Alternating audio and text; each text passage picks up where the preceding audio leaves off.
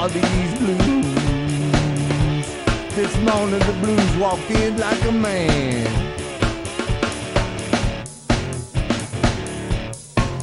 All these blues. The blues walked in like a man.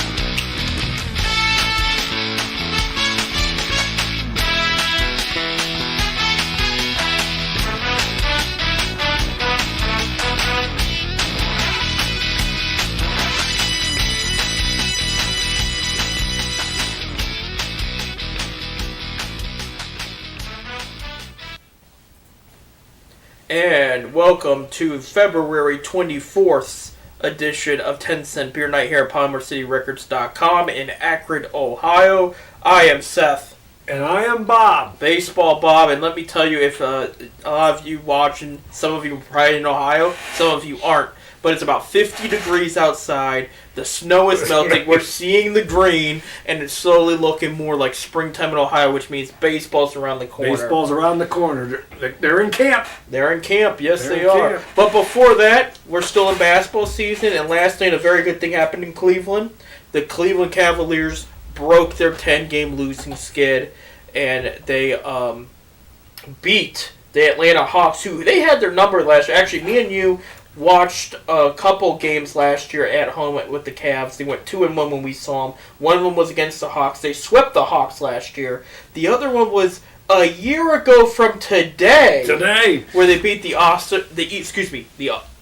Eastern Conference champions, the Miami Heat, in overtime, and Kevin Porter Jr. scored 31 points. It's been a year, and that was my last sporting event until the COVID-19 pandemic hit, and I haven't been to an event since.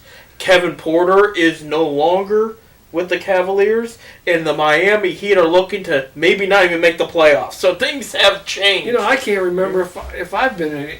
I might have been to the Charge game. I think the Charge was still playing up until, because they ended their season at. No playoffs. There was no playoffs. You attend some high school baseball events too, right, if I'm correct. But me, zero, none. And that's kind of weird talk about. But the turn is happening. Me and you now have our MAC tournament tickets. We're looking forward to that. We'll get to the MAC basketball here in a sec, but just briefly talk about the Cavaliers. Last night played very well. How it ended was LeVar Stevens, who barely made the team, kid out of Penn State, with a dunk with 4 seconds left, and Atlanta, who by the way is a very good coach team with great players, botched the opportunity to get a game-winning shot. I mean, they hadn't even taken a shot yet when the buzzer hit. I mean, it was kind of bad. It was very poorly organized, but it resulted in a Cavaliers victory. Jared Allen continues to play well under center for the Cavaliers. Colin Sexton put points. I think the guy I'm looking at from the past couple games, win or lose, obviously we've only had one win in the past week and a half or more. Darius Garland is looking great. Oh my goodness, he's showing why the Cavaliers picked him with the 5th overall pick. He's getting double-doubles. His assist numbers are up. He is spreading the ball around. You can't ask for much more from the kid right now. He is looking great.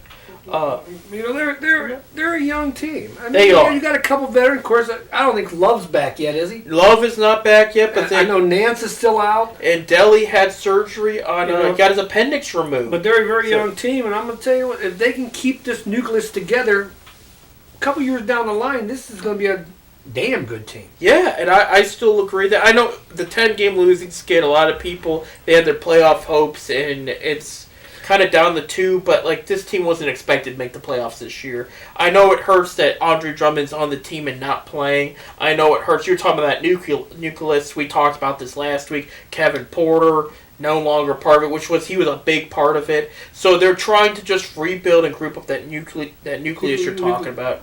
But this is where it starts. And the fact is, they're hitting on these draft picks and these moves. You look at the first time LeBron left. Okay, Kyrie's a good pick.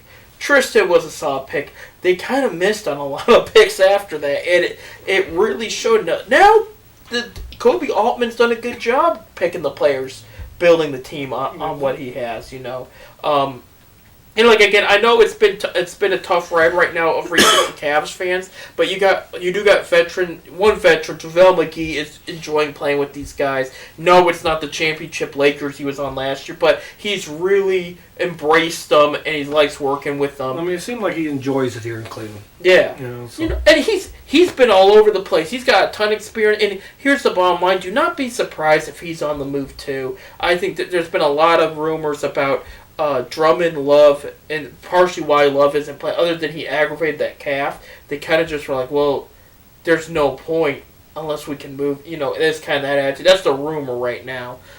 Nothing for sure, but it is true. You made a good point. Other than McGee, they don't have a veteran. I mean, Tyrion Prince, he's still a younger guy. He's not technically a veteran. He is back in the lineup, by the way, today. They just kicked off against Houston right now. This is another game they could win, though. They could have a mini winning streak here. Houston traded away superstar James Harden, which resulted in Cavaliers getting Tyrion Prince and Jared Allen. We know that story. DeMarcus Cousins has a falling out with the Rockets. He was cut about 2 days ago. So he's not going to be... they couldn't trade him, so he was cut. And so he put on waivers? Yeah, he cleared waivers. Nobody's touching him right now. And there's rumors that maybe after trade deadline, a team looking to make the championship, maybe the Nets or the Lakers are going to pick him. But right now, it's iffy. But the bottom line is, Eric Gordon, game time decision. Victor Oladipo, game time decision. Rockets are banged up. Cleveland, they don't have a veteran, but if they play like they did last night, they could get their second win in a row. That's what I'm trying to tell you right now. It's I don't know. And they're young, and give them a couple years. Oh yeah, give them a couple years. And we don't got no veterans right now in there. Right, exactly. I mean, nothing. Veterans worth.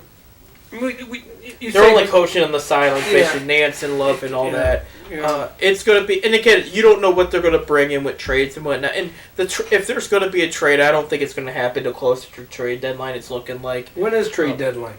March 25th. So about a month, and believe it or not, that's the halfway point of the season. There's still plenty of games after that. Yeah, I mean, when's the All-Star game? Is that in February? That's in a couple weeks. Yeah. I mean, this is our last show in February, so it's not in February. So usually it is in February. Oh, that's right. Today's 24. Yeah, they started the season late, so it pushed everything back. It's in a week or two here. They announced the All-Star team yesterday, reserves and all. Sexton did not make the team. There's not going to be a Cavalier involved at all. So it's going to be a time for rest. Well, I heard they did take somebody. No, they didn't. They didn't get nobody? They didn't get anybody. Nope.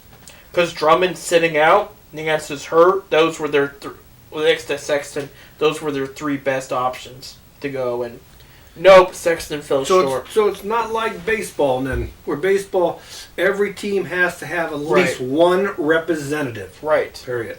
Right. And this is going to sound weird. Well, I'm always on the fence with the baseball one, because you get these players that deserve to be there, and they get looked over because the A's or the Mariners or the Royals or Tigers, somebody that's terrible, they have to have that one player in.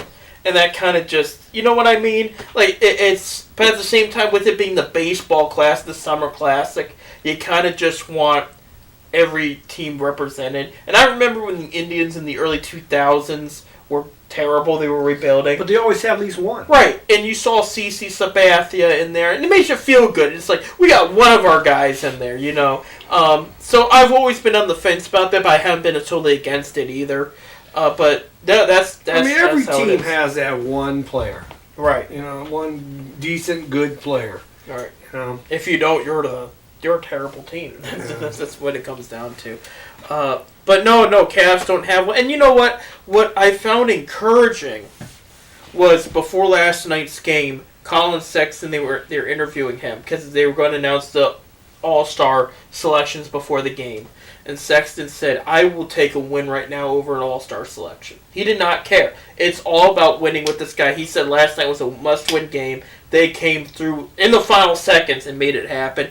That's a leader out there, and I bring it up because... But anyway, Sexton probably deserves to be on the All-Star team. Right, and I agree. And that's probably... There's so many stars in the NBA, it's really tough right now. But no, you're right. If there's anybody like the Cavs, I will say in the defense of the NBA committee or whoever made the coaching, Coaches make the reserves. right?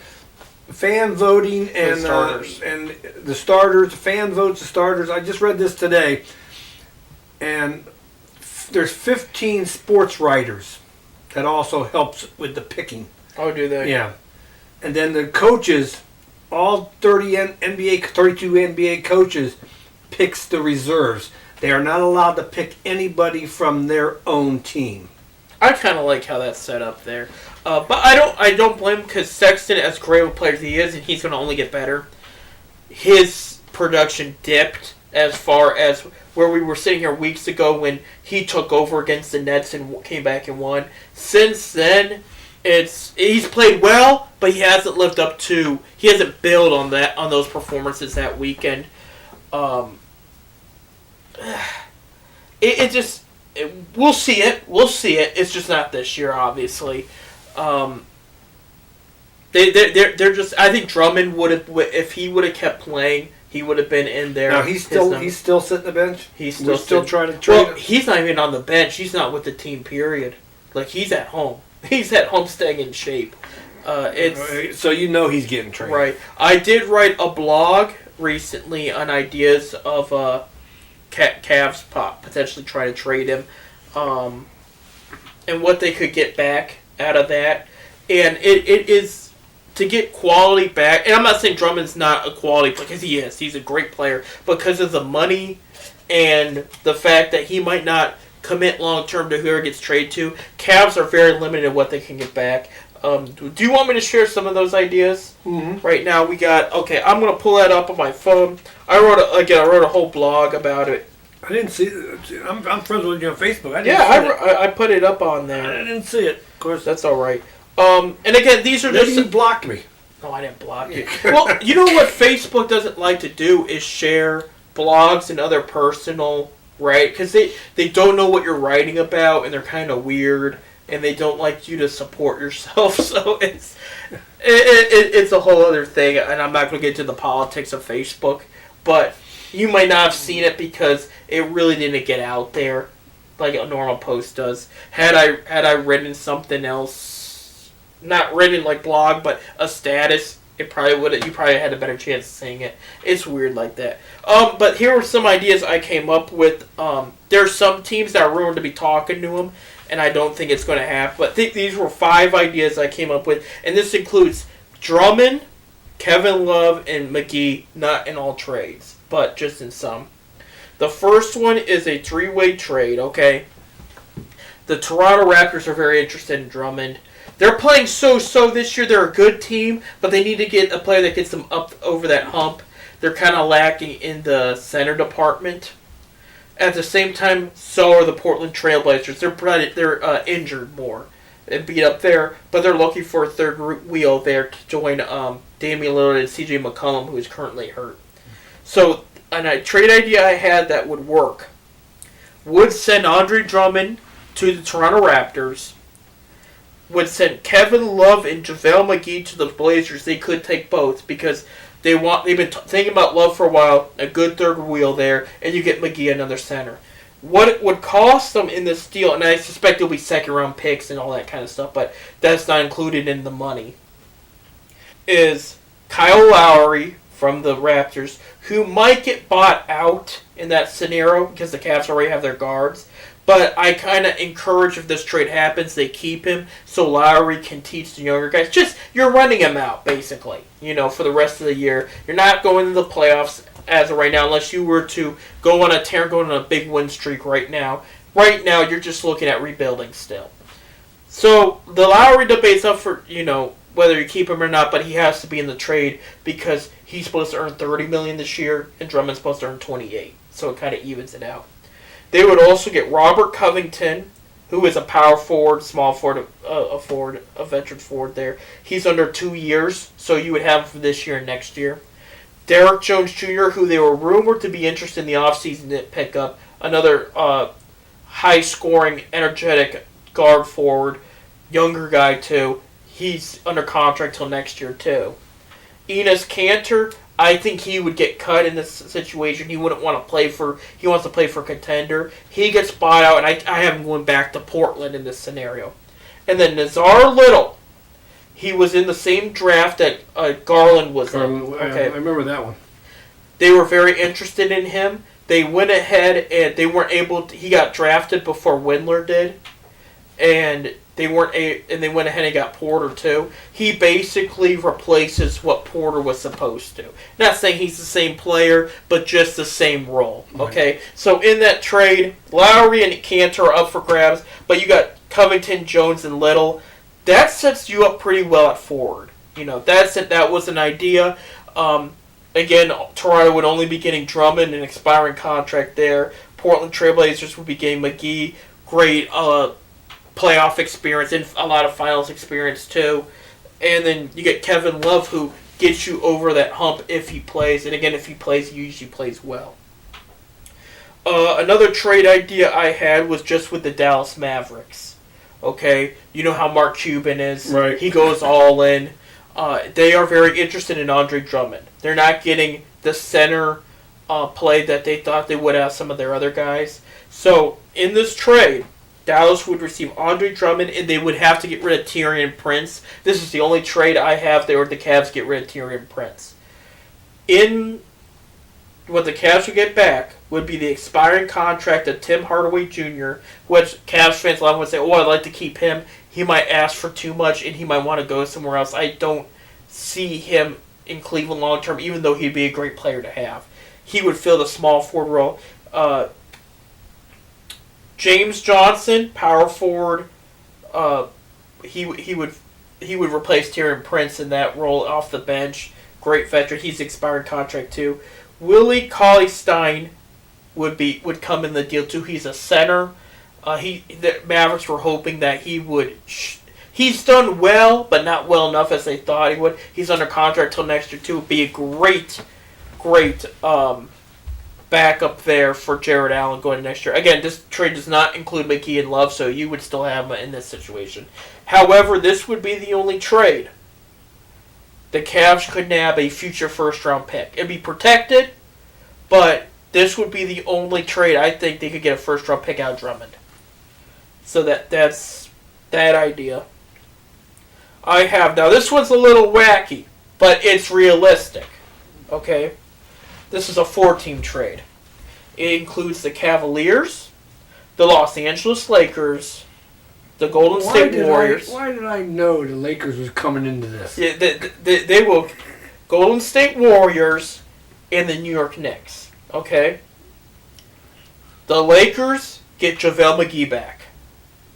They've been rumored that they regret sending him away.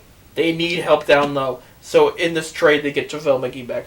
The Warriors get Kevin Love. The Warriors have called Cavs about Kevin Love before in the offseason. The New York Knicks get Draymond Green. Okay. The Cavaliers get the expiring contract of Julius Randle, who is an all-star this year. He's played well. But his contract's expiring. He might not stay with the Knicks. Maybe because of the Larry Bird rule, which is the only rule in professional sports where the original team gets to offer you more money than anybody else. That's the only way I see Julius Randle staying. But I'll explain why they would do this trade. They would also get Kelly Oubre Jr., great piece. If they could keep him long term, great, but I just don't think it's going to happen. Again, most of their money they're looking for towards Sexton and Jared Allen. He's expiring contract. Nerlens Noel would be in the deal. He replaces JaVale McGee. Wesley Matthews and Markieff Morris would also be the deal, but they would get bought out and probably head back to LA or somewhere. Why I would think this would happen is, again, I explained the JaVale McGee and the Lakers situation. Cavs get a couple young, great role players that would help them win some games now, boost the morale a bit. By the way, this trade does not include Andre Drummond. I don't know if you noticed that. Yeah, I didn't hear Drummond's name brought up. So they could trade Drummond too, which they will trade him, and add more to what they got in this trade. Now, some of you are probably at home thinking, well, why would the Warriors get Kevin Love, and why would the Knicks get Draymond Green? And to explain that, first of all, Green, okay, they're used to his mouth, but that's just the way he is. It has nothing to do with that. Last year, when Steph Curry and Klay Thompson were hurt, okay, people knew the Warriors were probably not going to the playoffs. Draymond Green did not show up at all. I mean, this guy gets, let me see what, $22.2 million a year. He's under contract for, including this year, 4 years. So 3 more years after this, okay? $22 million. And he did not show up at all. Warriors were calling teams around, including the Cavs, about Kevin Love. They're looking for a stretch four player that fits in their offense and who's an upgrade. Because when Love plays, he's a 20-point, 10-rebound guy. Okay? Warriors did not get the production out of Draymond Green. And this year, he's still a little shaky. Okay? They're looking to upgrade from him. His mouth has nothing to do with it. His on-court play is just not... He's not showing up. You know? So the Knicks are looking for a long-term veteran to help build on. All right? Most of the Knicks team is under expiring contract. They could have a whole new team next year. I'm dead serious. I think they got 2 players, maybe 3 that are under contract for more than this year. They're looking for a veteran. Draymond Green could be that guy they bring in. He brings that spunk, that energy, and just kind of build on. Just say, look, you're our guy going forward. You're the captain. We're gonna work through you. We're gonna build around you. Warriors get Kevin Love. It's an upgrade. Cavs basically keep Julius Randle and Aubrey Jr., who would start on the team. 2 young guys that are very, very good.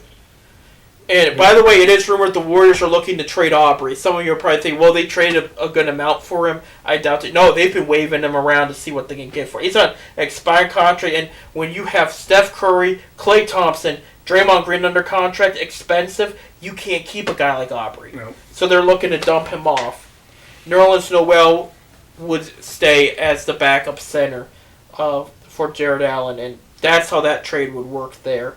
It's an idea. Again, but we've seen some crazy stuff happen in the NBA.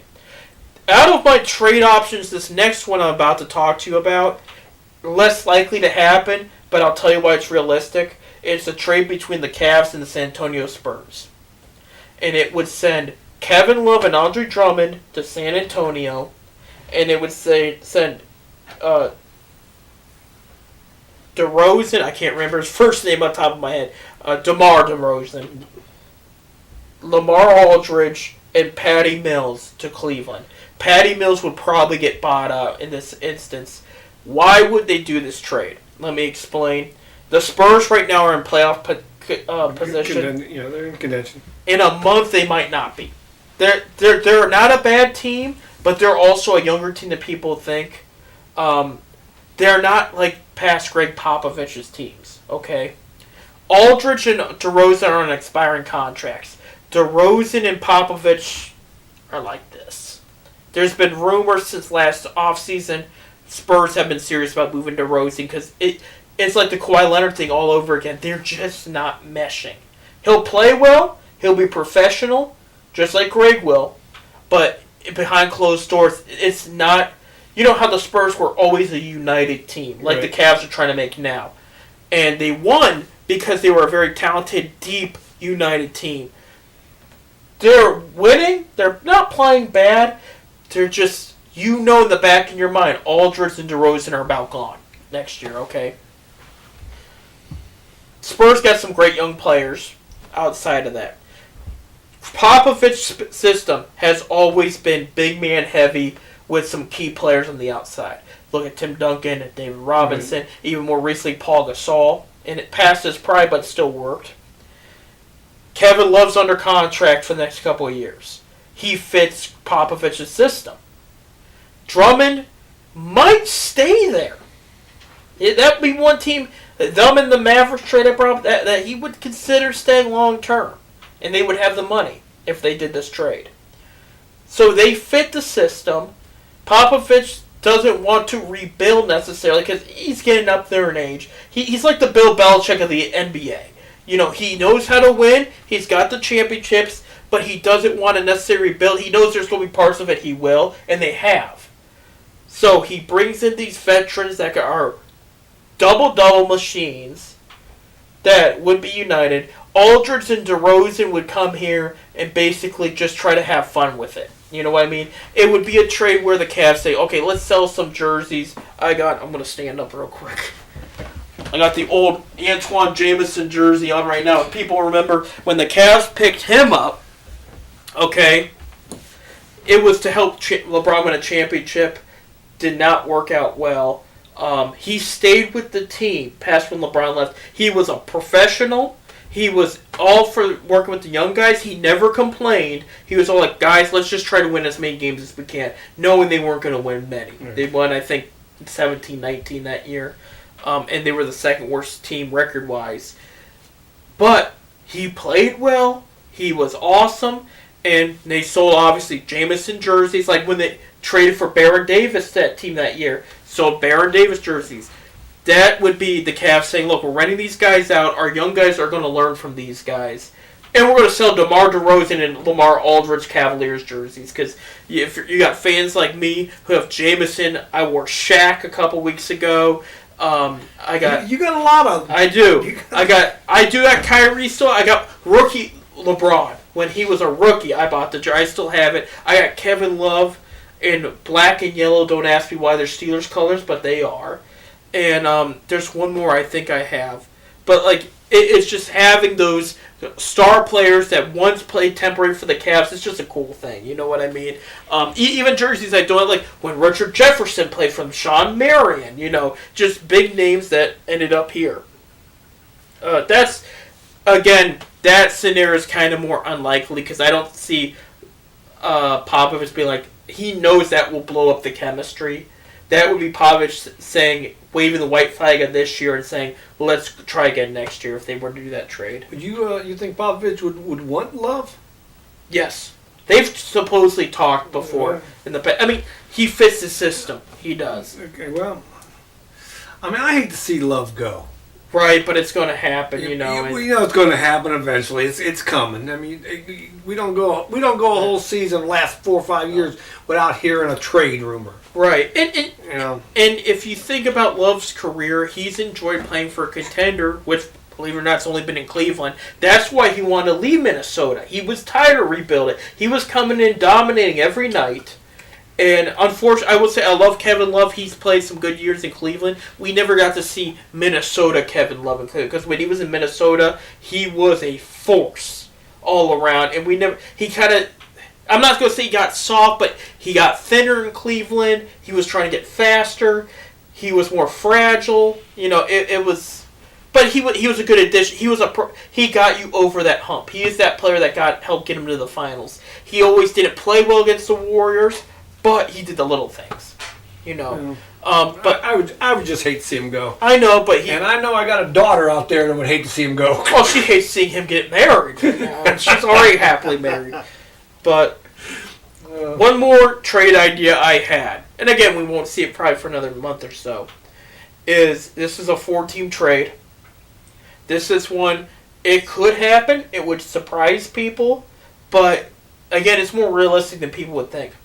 This would involve the Pistons, the Knicks, and the Trailblazers. Okay? Trailblazers get Love. I've explained that one before, why he fits there. Okay? The Knicks get Blake Griffin for this attitude, the same attitude they get Draymond Green. Veteran under contract, and there's been rumors for years the Knicks have wanted Blake. For some reason, they've just wanted him. Now's their chance. Pistons get Andre Drummond back. Okay. And why would they take him back? an encore. Pistons don't have much to give their fans to cheer for, so bring a fan favorite back kind of sells some more seats, and it's an expiring contract. They're not going to keep him, but he would go back there just as a hey, I'm back. Thank you for the years and the memories. I mean, what did sour Cleveland and Drummond? I mean, what happened to what problem? He wasn't playing him? It was money. He wanted X amount. Rumor was he was looking somewhere between 4 years, $80 million. Okay, then they trade for Jared Allen, and they're going to give Allen probably that 5-year, $90 million contract. That's what it was. I mean, just all of a sudden it seemed like Drummond was happy, and the next thing you know, he ain't happy. Well, they've had issues with the contract since the summer. Like he always said, I'm accepting my option, $28 million. Who won it? But they've talked about this extension for a while, and it was always, well, we're not quite there yet. Well, we're not, It was like they said they've had issues. And that's why there was rumors near the draft about trading him, because they said, look, this guy will not take what we think he's worth. He thinks he's worth more. And he's on his prime of his career. He's a great player, but again, you also have players like Colin Sexton you need to sign under contract and whatnot. This deal opens up money for both the Pistons and the Cavaliers. We're talking, let's see, for the Pistons, it would open about $36.9 million the next couple of years. And for the Cavs, they unload almost about $60 million in this trade. Yeah, so that Now, what would the Cavs get back in this one? Julius Randle, I've explained that one. He would come in and start power forward. Ron Covington would be in this trade. Derek Jones would be in this trade. They would receive and buy out and cut Alec Burks and Zach Collins. You probably remember the name Alec Burks, maybe, maybe not. He was in the Jordan Clarkson trade. Yeah. And then they flipped and traded him for a first-round pick to Houston about a month or so later, which ended up being Dylan Windler. So that is just some ideas. Basically, why I bring up these, and again, there's going to be draft picks and whatnot. I don't think the Cavs are going to get first-round picks, except for the Mavericks trade I mentioned. That's the only trade they could get a first-round pick down the line, because Mavericks have given up a couple of their first-round picks due to the Kristaps Porzingis trade. Yeah. But you unload, again, about around $60 million of cap room. And that gives you the cap room to re-sign Jared Allen, Colin Sexton long-term, while grabbing a couple role player free agents down the line. Because right now, we talk about, a few years ago, we won the championship. We talk about how the Indians are afraid to get franchise players to sign long-term for big deals, But they always get key free agents like Eddie Rosario. Cesar Hernandez last year, I know he's back this year, but before then, he was he was considered a great free agent side, Okay. And the Browns will pay up for any player, despite how we've only had one good season the past few years. They've always been paying out for players. Cleveland's a hard sell without LeBron, so they have to figure out how to build a winner and be a sell to big free agents down the line. And it starts with having the money, I think. Well, you got to remember too. Like I said, Gilbert's got the money, but it all boils down to with the Indians. It's a small market team. Right. It's small market. They make a lot of their revenue is by fans and stuff like that, and television revenue. We're not the major markets. It's the New Yorks and the LAs and the Chicagos. We have to fight for every penny we get. Correct. And the Yankees, like I said, we talked about these before. The Yankees pay their salary, their player's salary, with the television contract. Right. What they make on radio, they also own their own concessions at the stadium. All that goes to the owner's pocket. Right. Well, and Dan Gilbert had mentioned about the third or fourth finals in a row the Cavaliers went to. They asked him, is this all worth it with these massive contracts, this and that? And he said, how it works, I lose. This is him talking, not me. I lose money all season long until we make the finals, and then I break even and more when they make the final. That's how it works. And I believe that. And he said if we don't make the finals, I lose money. That's how it's. But here's the thing you have to understand too. If we're on that subject, it's not that Gilbert can't barely afford to keep these players. It's in baseball. What are you going to do for me? What are you going to build around me? Are we going to go to the World Series? In football, about the same attitude. In NBA basketball, it's flash. My agent, my sponsors, do they want me in cold Cleveland? Or if it's going to be cold, is it New York and Brooklyn? Is it Miami, where I can have the lights on me and it's nice outside? Is it LA? Even, you know what, even Sacramento. Is it? I mean, they might not win the finals, but I'm in California. Kind of add. And that in the NBA, they look for flash. What are the flashes you see? We love Cleveland. It is a blue-collar capital in the United States of America. It's just not sexy if you're an NBA player. It's not. You know, in baseball, at least it's warm out in Cleveland. In football, at least you have a great fan base. You got, you know, it's normal football weather. In basketball, okay, they're not playing out in the cold, but J.R. Smith said when he got here, when I was in New York, I could walk outside and go anywhere and do anything, and the city was open. The city was open. Yeah, he says, I'm caught in my house. It's quarantine COVID-19, basically. He said, I play 2K all night in my house because nothing is open in Cleveland. That's what he said, you know. That's just the way. So it's just not. Basically, they would want to come here if they're like, I like the coach. I like the front office. I like the players. I like that. I like the attitude. I like, you know, and that's what they're trying to build here. And that's why I was saying what I like about this team now, even though they just broke a 10-game losing streak, is they want to be united. They don't want drama. They want to win basketball games. The first time LeBron left, they were drafting players who produced drama, problems, and it led to problems on the court. And then you had veteran coaches in Byron Scott and Mike Brown who did not know how to handle some of that. So now that you have somebody like J.B. Bickerstaff, who, for the record, has seen drama, in my personal opinion, had turned down a head coaching position because he saw drama, and he said, I like working with these guys. We're on the same page. We're just going to grow, learn, and get better. So now you're building something real, is what I'm trying to say. So it's going to take a minute. You know, I'll be if people that you could go at home and YouTube it. Look at when Isaac Okoro got drafted. His family was not happy. You know, most of them, when you're the 5th overall pick, they're jumping up and down. This could be any sport. They're like, any sport. Son, you made it. Daughter, you made it. This is awesome. They said your name. You're going to so-and-so. Cleveland calls Isaac Okoro's name out. Isaac's pretty happy. He's like, all right, I got drafted. He looked up. He looked at his parents. He's like, you going to hug me? And all his family went, oh, he's going to Cleveland. It's the greatest city in the world. And you know what? He's gelling with them. He's a great player. I understand why they drafted him. He's basically a small forward version of Colin Sexton, basically. And he's in great shape. He's in one of the best shapes. Some of these rookies are, like, not saying they're out of shape, but you know how some of them, they have to take a year in and understand, I got to put my body through this to make adjustments to build endurance and stamina for the season.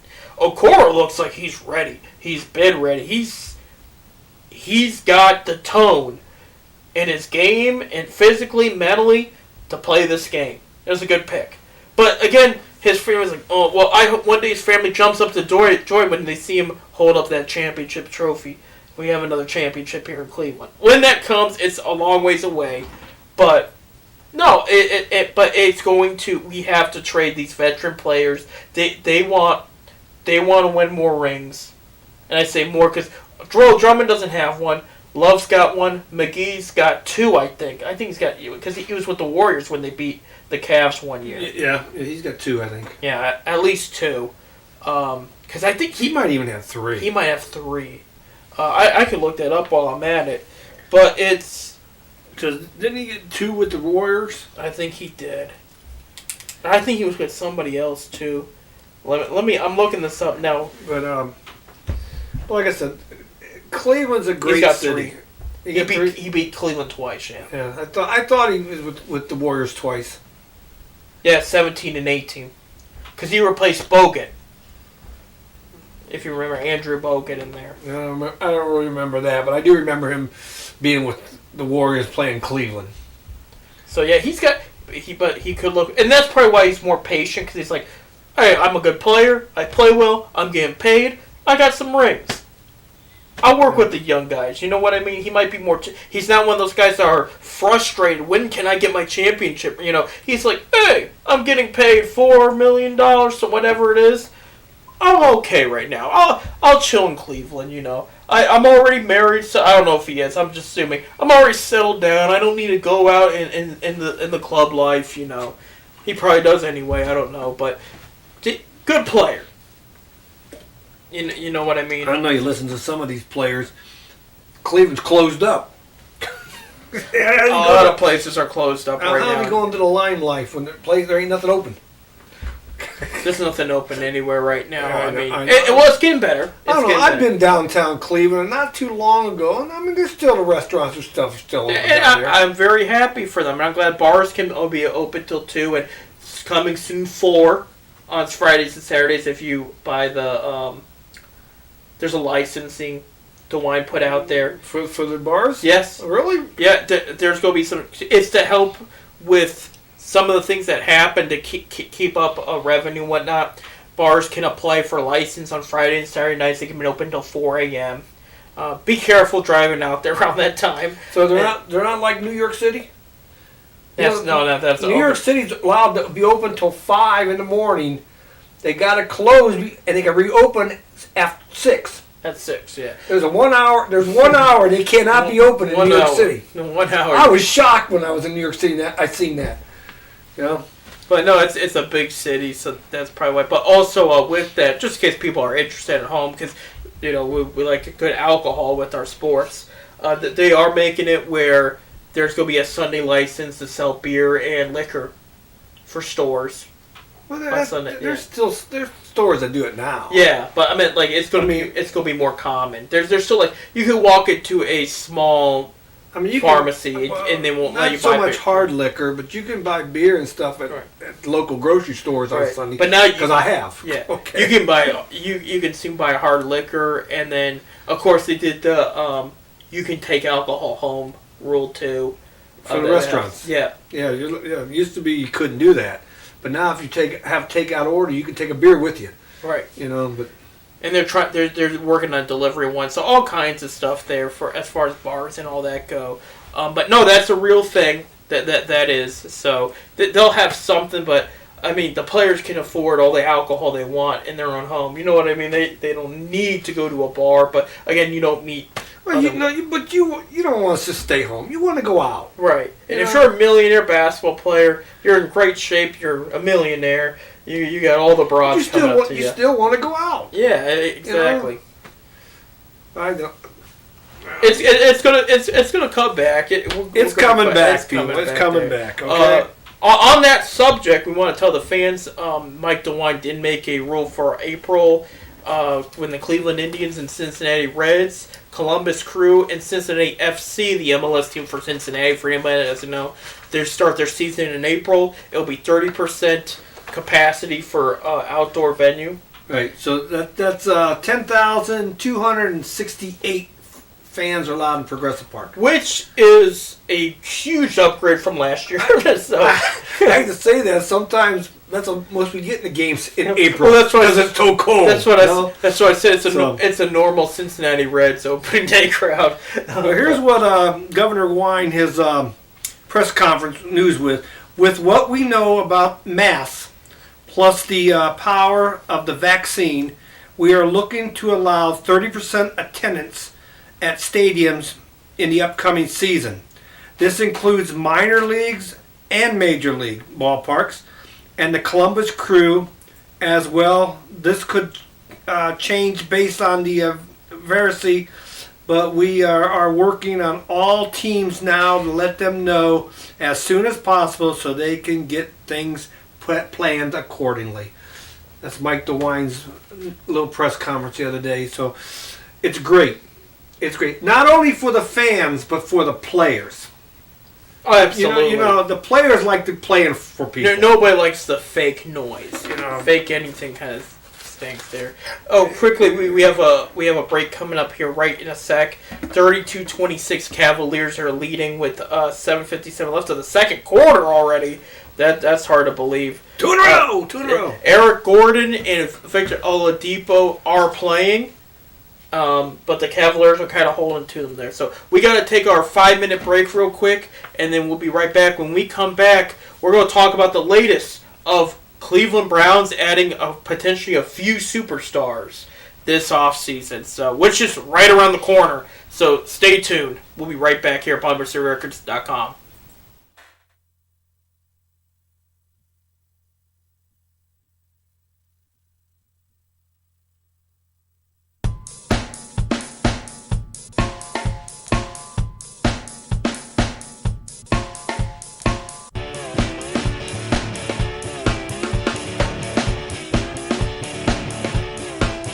All these blues. This morning the blues walked in like a man.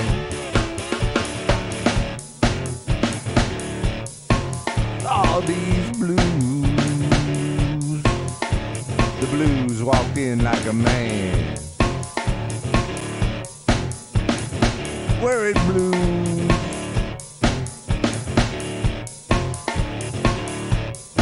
Give me your right hand.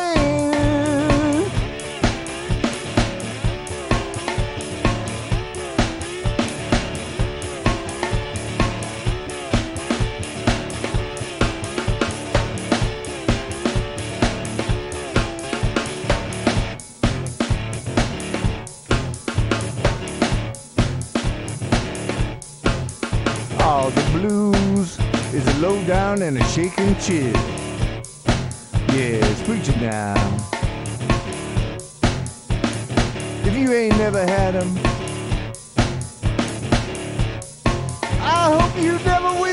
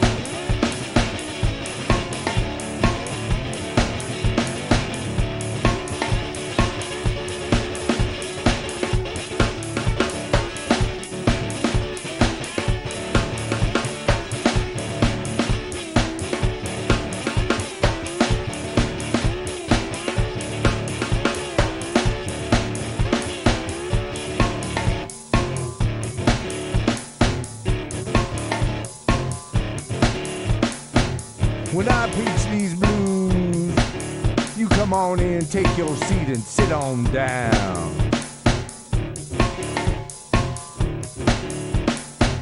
When I preach these blues, you come on in, take your seat and sit on down. And if the spirit moves you, if the spirit moves you, and if the spirit moves you, Lord, if the spirit moves you, jump straight up and down.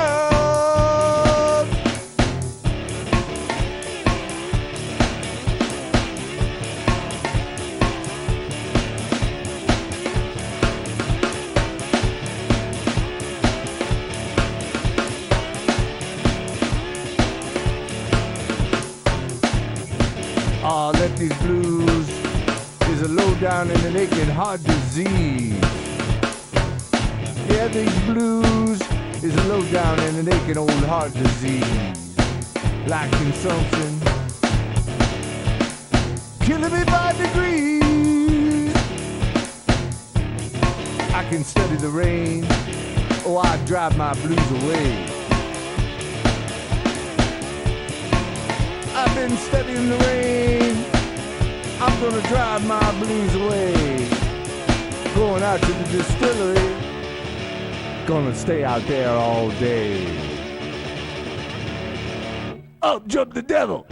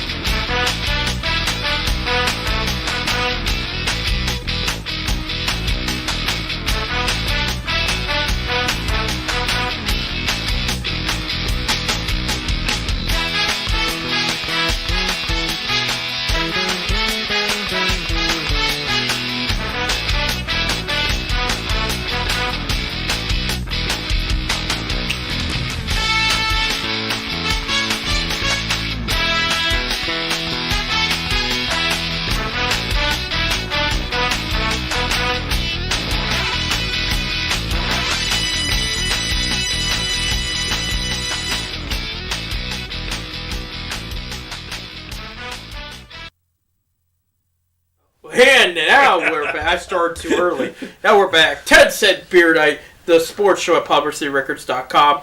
Every Wednesday night, 7:30, 9:30. Best damn sports show on social media. Thank you. Thank you for not saying period. Because that was a show back on Fox. Their best damn sports show, period. Do you remember that? Oh, yeah. You know. But no, every Wednesday, 7:30, 9:30 Eastern PM. Excuse me, from Akron, Ohio. I'm Seth, and this is Baseball Bob. And we're talking all kinds of stuff. Real quick, 38-36 Cavaliers lead with 5:11 to go in the first half. Pulling up some points and stuff. House for Houston? I can't remember his first day. He's got 7 points and leads him. He's tied with Nawaba. David Nawaba used to play for Cavaliers about a year or two ago. John Wall's got only 6 points, and that is it. Again, if you're just tuning in, Victor Oladipo and Eric Gordon are playing tonight for the Rockets. For the Cavaliers, leading the way is Jared Allen with 10 points and 5 assists. He's played really well of late. 6 points for Dylan Windler. He's second there. By the way, finally, when the Cavs were asking for 3-point shots, they gave it to one of their 3-point specialists last night. Dylan Windler had 5 threes for 15 points. He's one of their best shooters, and they kept saying, well, we need more threes. Well, give him the ball. You know? And now Sexton, Garland are solid 3-point shooters. Okoro's getting better. Nance is not playing. He's hurt, but when him and Love do play, they're great stretch 4. But it's like, take Windler off the bench. And now he's starting to play more. He's starting to show why they drafted him. Things are going a bit better for Dylan Windler in his land there. But so there you have it. Real quick, let's go to college because it's our last show of February, which means March Madness. Remember, we didn't have it last year, so it's a big deal. March Madness is around the corner here. We'll start with the Akron Zips because they're local. Did not do so well last night. No, but they're still in it. They're still in it. Lost 90-73 to Ohio U. And I don't like losing to Ohio. They're a bunch of party animal annoying. Well, I'm going to leave out the rest. Down there in Athens. Down there in Athens, you know. That's all they do. Is they're not responsible. They just drink. They don't even go to class. They just drink. And they go to sporting events, maybe some of them. Well, you know the sad thing about that game last night against Ohio? That was their first game in 12 days. And their last game was on February 3rd. So something like that, you know. So because they've been under COVID protocol. So we lost against a bunch of COVID kids. And they practiced only for 4 days. So, and 2 of their starters wasn't there.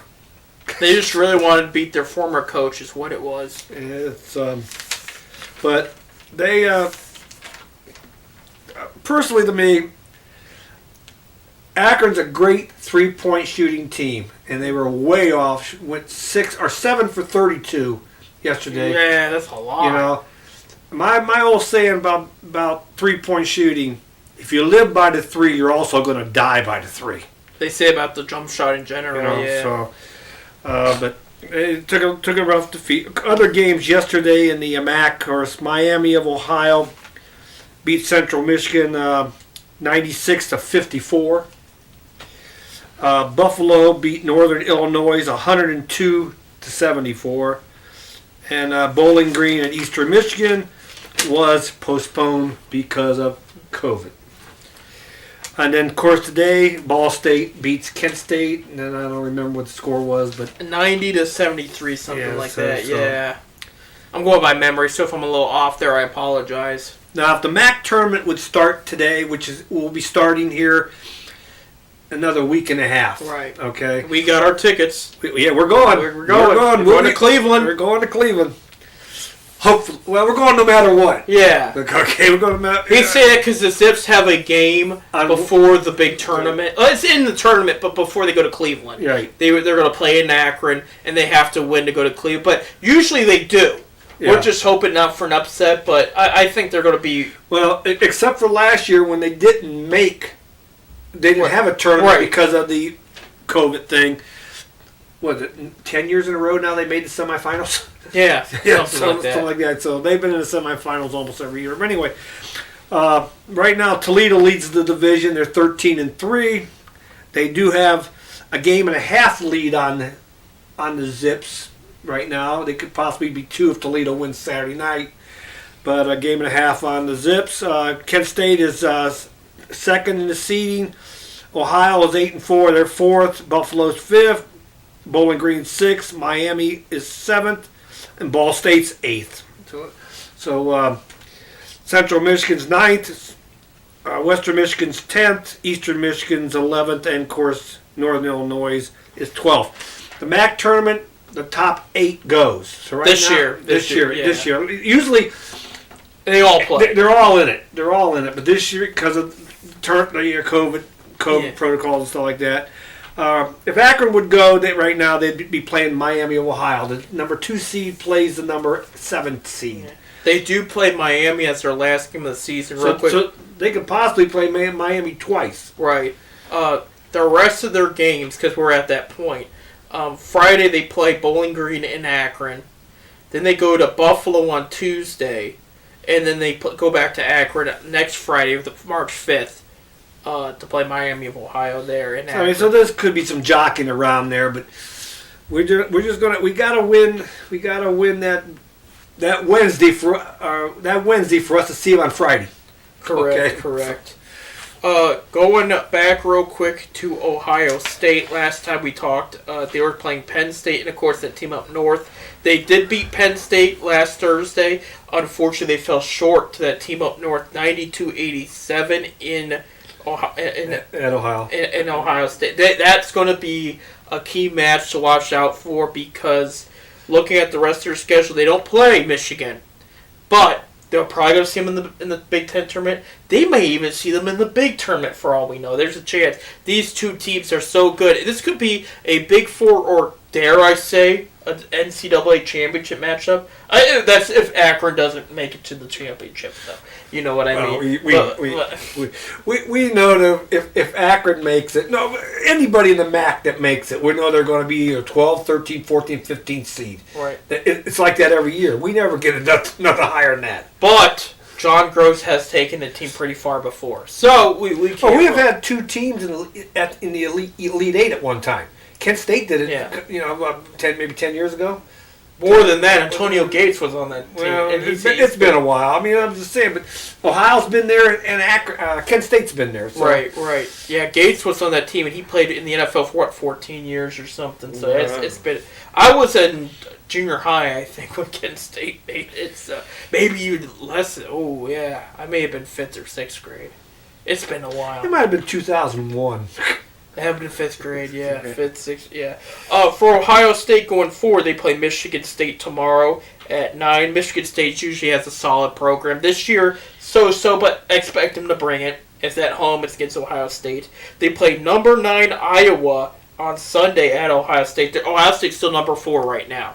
So that's a two. Well, that's I didn't even think they would drop even with that loss to Michigan. I didn't think. I think you can't. Those are two of the best teams in the country. And it was close. Yeah, you know what I mean. It wasn't no blowout. They belong there, and they both of them belong as 1 seeds in the tournament brackets. Correct. Unless something major happens right now, but. And not this Saturday, obviously, because they play this Sunday. The following Saturday, their last game's against number 5 Illinois. Yeah, Big Ten is a big deal in basketball this year. Yeah, Michigan's 3. They still 3. They're still 3 right now. Yeah. Well, Michigan may have moved up a bit. I can pull up the. I don't think so. I don't think so. I think Baylor's still number 1. Top 25. Gonzaga and Baylor or something like that. Michigan's still number 3. Yeah. This is the update. Well, Gonzaga's number 1. Baylor's number 2. Okay. Michigan. Then you got Ohio State, Illinois, Alabama 6. That's usually they're a football program usually, but now they're a basketball. They're catching up now. They want to beat us in both sports like Florida did a couple years ago. Remember that? More than a couple, because Urban Meyer was with Florida, where they beat Ohio State in the football and the basketball national championship in the same year. Yeah. You don't remember that? I don't remember that. Greg Oden in Ohio State with Mike Conley, and they got beat by Al Horford and Corey Brewer of Florida. And that coach is now with the Bulls.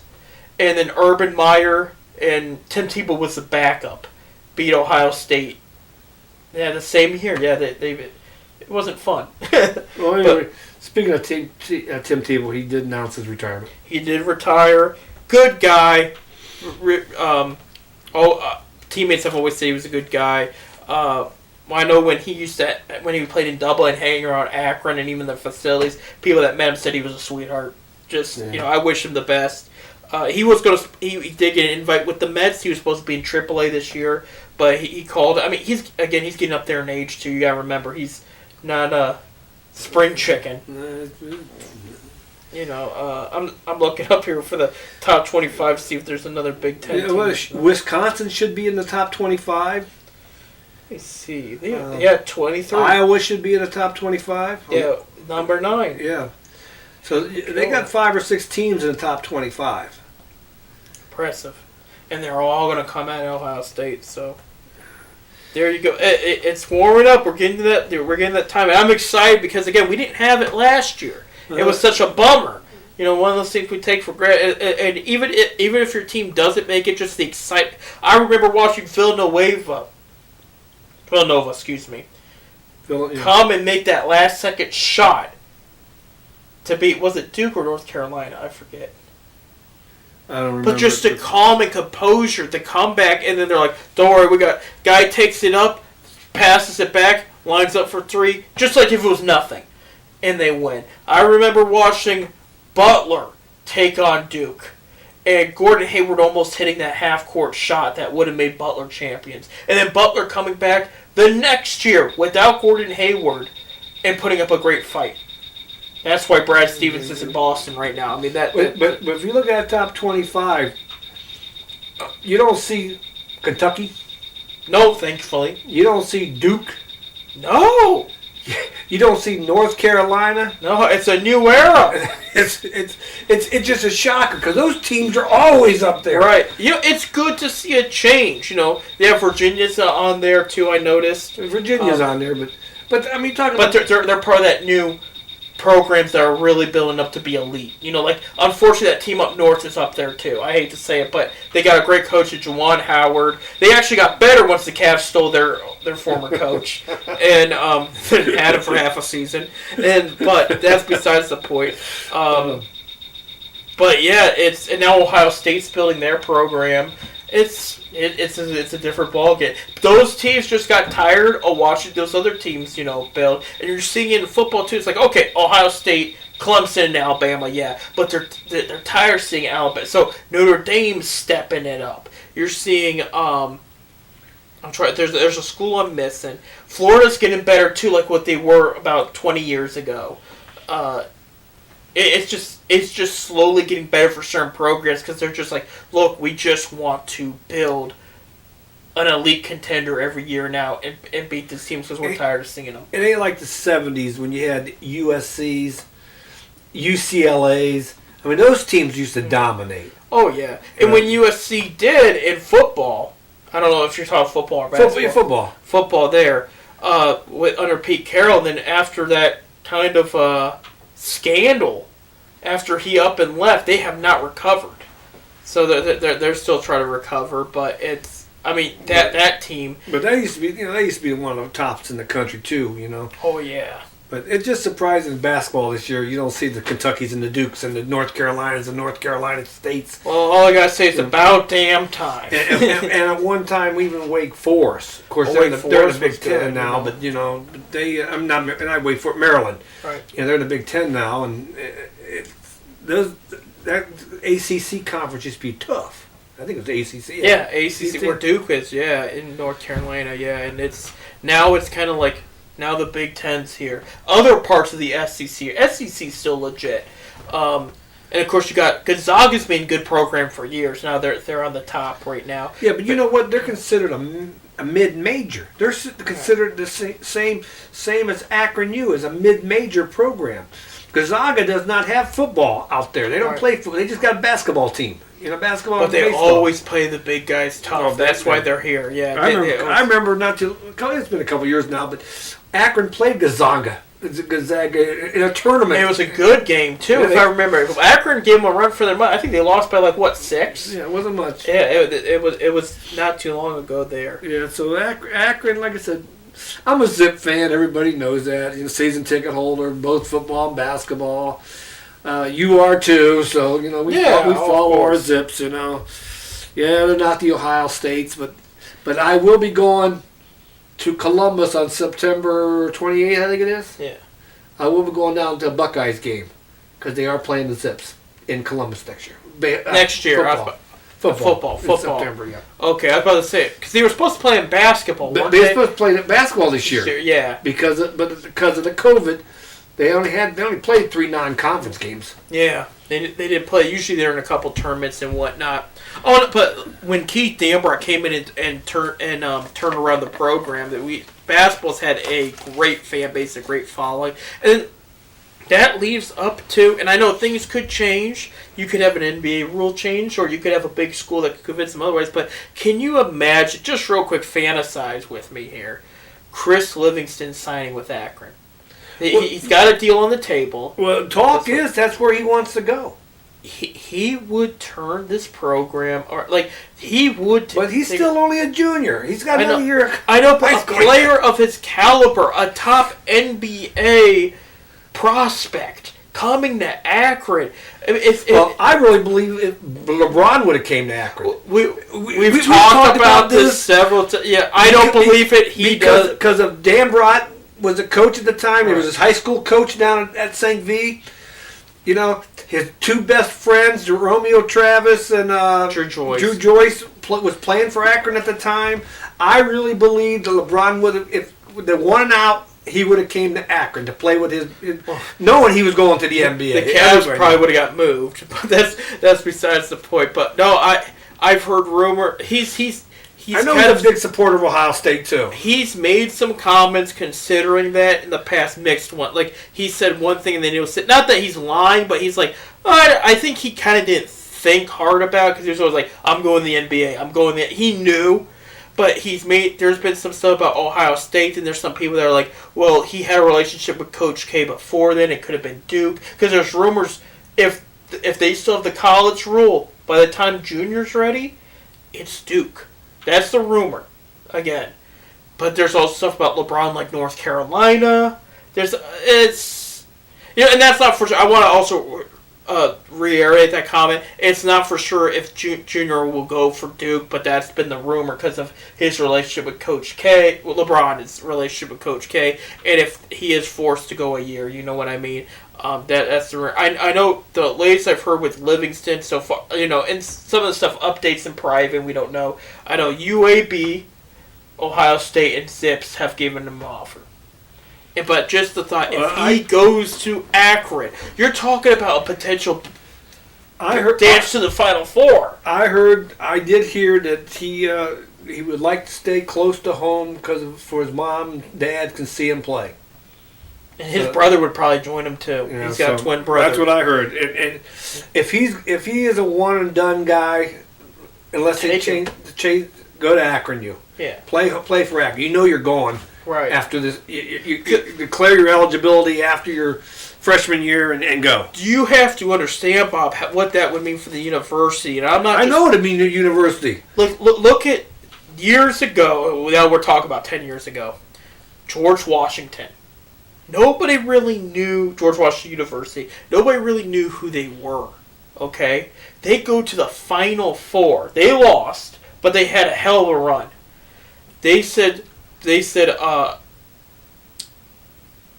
I'm trying to look for it. It's not tuition, but it's students. The amount of students. Enrollment. Thank you. That's the enrollment of went up 120% or something. It was wild number because people are like, who is George Washington? I'm gonna check them out, and then they're like, oh, they have programs that fit me, or actually, that's a cool school. That's not too far from me. I'd like to go there, party, go to see some basketball. You know, it's number one. He's on the dollar bill. Smart ass. But here's the thing: we know University of Akron's a great school. Okay, they've fallen on some hard times a few years ago. They're trying to rebuild. They're doing the best they can. You get a stud like Chris Livingston to come in, get the name out there, and all of a sudden, you got Kent State worried because they got students locally that are going to Akron. You know what I mean? You got students out of state that are going. You got basketball players that will call John Gross up and themselves and say, hey, I like your program. I would like to play. It's a domino effect for better things. Now, I don't want to pressure. I'm not pressuring Chris Lee. If he were to go to even Michigan, I would cheer for the kid. I'm saying it right now. He's an Akron boy. He's an Akronite. You know what I mean? He's an Akron kid. And I wish him nothing but the best. I would even, if he goes to the NBA, I know right now the Cavs are trying to build a winner now. So by that time, him or LeBron Jr. were to be eligible for the draft, no matter if it's a year sooner because of rule change or not, Cavs probably aren't going to touch them. All right, I would still buy their jerseys just because they're Akron players, and I'd be cheerful even if they went to the Pistons. And you know I don't like Detroit, not the city, but the Pistons themselves. So it's, I wish him well, but just the thought maybe he would go to Akron.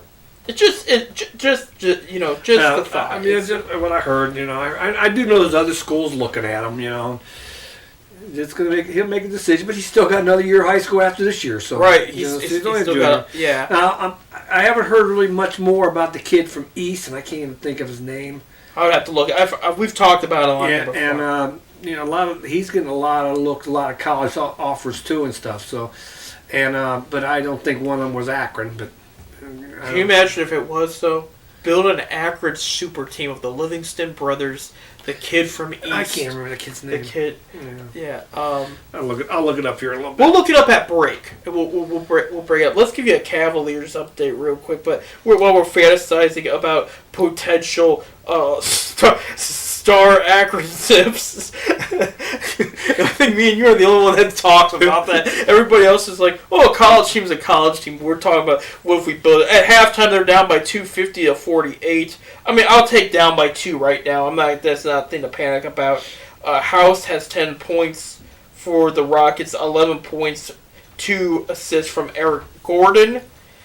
And then how's John Wall doing? 8 points, 1 assist. Not normal John Wall numbers, so maybe they're slowing him down there. For the Cavaliers, 15 points, 9 rebounds by Jared Allen. Looking like I'm making another great game. Colin Sexton, 7 points, 2 rebounds. And Dylan Windler, 6 points, 2 rebounds. Everybody else has underneath that. Garland's only got 2 points, but he's got 4 assists. They'll pick up the pace here a little bit.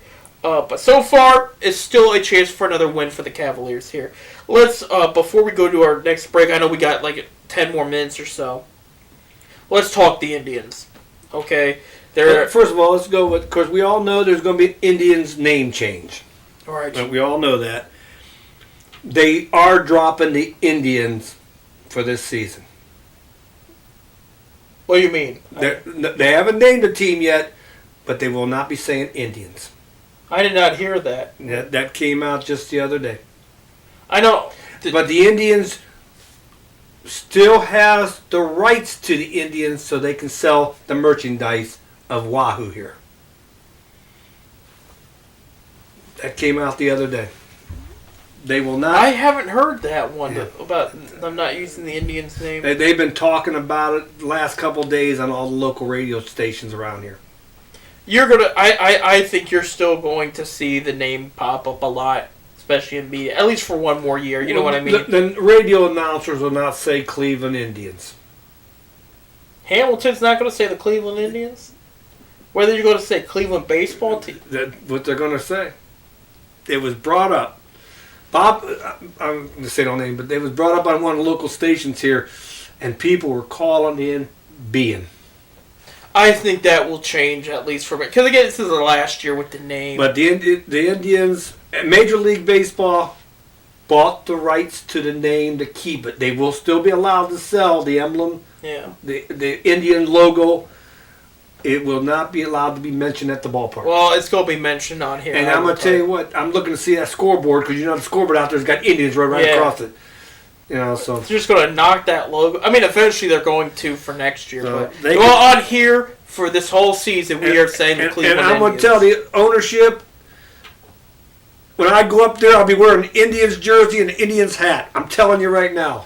I got a bunch of great Chief Wahoo hats. Because I don't, you know, to me that's, and they brought it up too. They went out there to an Indian reservation, and they were asking the people at a casino what they thought about that, and they said it does not bother them.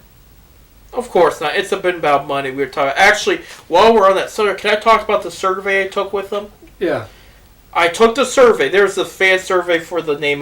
First of all, if you haven't taken the survey yet, they do say there for legal reasons they will not ask you to give examples or ideas of what you want the name to be. So that's all right. Basically, what it was is asking, does the name matter to you? Does a team name matter to you? How do you feel about the name change? What promotions and parking you want to see? The fan stuff, basically. So it's honest. Did you get that emailed? Was that emailed? Yeah, that was emailed. I got that email. I never looked. I never looked at it. Yeah. I took it. There's only mostly it's just push, like how you feel, like on a rating scale. The first question is type, okay, and that's where I kind of went off. Now, I will tell you, I'm sure ownership's not going to see it. I'm sure the people at the survey are going to roll their eyes and laugh. It's probably a survey firm. Yeah, the Indians hired to do this. So I understand when I put that out there that they're not going to care. That's what I'm saying. They're not going to even see it. But I want to just let them know. All I said was, I think you're catering to people that aren't going to care about your team, the organization as a whole. They wouldn't even go to a game. Right. The name was never made to offend anybody. It was made to honor, and the name change is going to hurt you more than it's going to help. But that's the summary of what I put. I didn't go on. It wasn't a whole 4-paragraph blog type thing. It was probably like 1 paragraph. I was just like, they asked how you feel, so I did. I was a smart ass, though, because they had this one question. It said, name 3 professional sports teams you think have great names. So I said, the Cleveland Indians, the Cleveland Cavaliers, and the Cleveland Browns. So, because they're looking for, do you think the Pittsburgh Pirates have a good name? Do you think they're looking for anything, like, what kind of reaches out to you? So I put all my Cleveland teams, including the Cleveland Indians #1, just to let them know. And I'm sure that's going to roll some eyes. But you wanted an answer, and I gave you an answer, you know. A lot of it was about how do you feel about bringing certain promotions back, Dollar Dog, and all that. And I said, very much so, very much, you know. A lot of places I got rid of the Dollar Dog, and I think that's stupid. It's like, bring that back. That was I would personally like to see more doubleheaders. Yeah. Well, now that's 7 minutes. Well, but still, you go see 2 games, right? You know? Well, they only the price of 1. They only do those for if there's rain delays or whatnot. Right. But used to be there was traditional doubleheaders. They were on the schedule. Right. You know. Oh, did they? I did not know that. Yeah. Years ago, you could go to a doubleheader a certain day. There was a doubleheader for the price of 1 admission. You seen both games. That would make a lot of money at the concession stands. You would think. You know. You'd think they wouldn't bring that stuff back. We used to go all the time when we were kids. Dad took us up there all the time. Jeez. But yeah, I took the survey for the name. Again, it is what, and I'm just trying to enjoy this season. I did see some updates, going to more positive stuff about the Indians and their spring training. Shane Bieber had mentioned in the media a little bit of some positive news. He is eager to talk about a contract extension with them. So we'll see where that goes. See that. And he did report. I mean, yeah, he's cleared COVID. Something I want to bring up earlier and we didn't get to because we got on the subject of basketball and the Cavaliers and trades and all that. When Colin Sexton of the Cavaliers said he didn't care about an All-Star, but he just cared about getting that win last night. That was the leadership I wanted to see for the Cavaliers team. It came out yesterday in an interview with Francisco Lindor. Now he's in Florida because he's with the Mets. Right. That they said, why do you think you struggled last year near the end? So we're talking near the end of the season in the playoffs. Because he did not have a great season. And he said, I didn't try my best. I did hear this. And he said, I didn't go all out in the weight room. I didn't go out this and that. And he just said, I just didn't try it. I was like, that doesn't sound a $300+ million contract type player to me. To me, that would sound like a slap in the face. To the Indians fans. So we're probably looking at, maybe we're glad we traded him for what we traded. I mean, again, we haven't seen it yet on the field, and we won't see it for a while because a couple of the guys won't be for another 2-3 years. But it's like, you know what? Maybe it's good. I did hear that. And you see Jose Ramirez, somebody we've talked about, as far as extensions and stuff. He's been top 3 MVP finalist 3 out of the past 4 years. He's put on weight, but he hustles around those bases like he's been like when he was a skinny rookie. Like this guy has all motor and just all focus. And they said since he struggled that first couple months in 2019, if you can remember, his numbers since then have been through the roof. Funny, it's around the time his daughter was born, his numbers turned around. So maybe it was nerves being a dad or whatnot. Yeah, I don't know, but it's. That's the kind of players you want. Maybe it got all in Lindor's head, And speaking of that, I want to also bring up another stat to you because, you're a big baseball person too. You had Mike Trout sign one of those big extensions. He's still playing well. He's playing his money's worth. Mike Trout's a great player. Albert Pujols will retire after this year.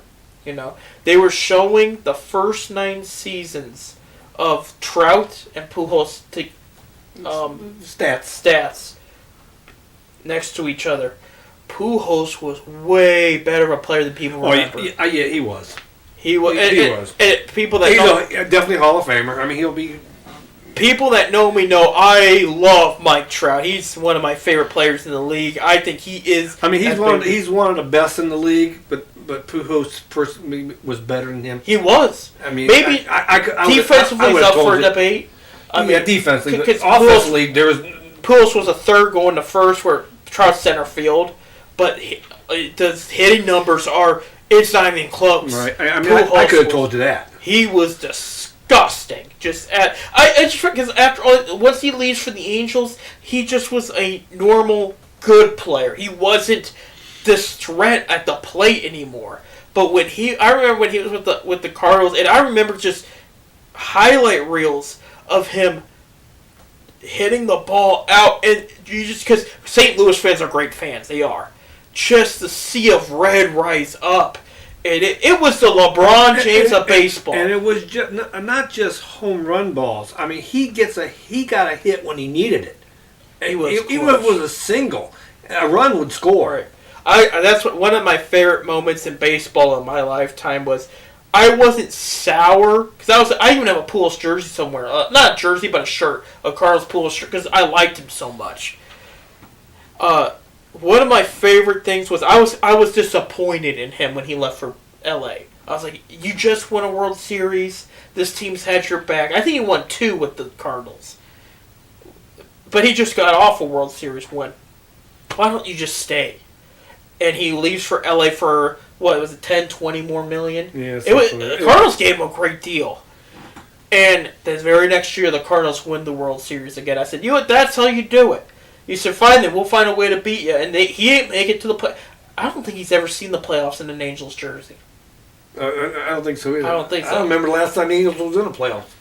Mike Trout, I don't think he's ever. I don't think Mike Trout even seen one in an Angel jersey. They just had. And, Guerrero saw one series when he was with the Angels because he had a great time. He had a great term with the Angels too.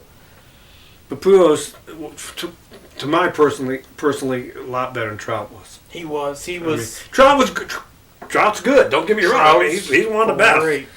But I'm sorry. I'm sorry to hear that he's going to retire. But you get to that certain age, it gets harder and harder. It's going to be hard for him to find a decent contract too. Yeah. We got to take a break. It's 8:55. We're going to take our last 5-minute break until the last half hour of the show today. When we come back, we will talk about the Browns. We will talk about giving an update on the Cavs and everything. So stay tuned. 10-cent beer night here at PolymerCityRecords.com. Excuse me. Franco.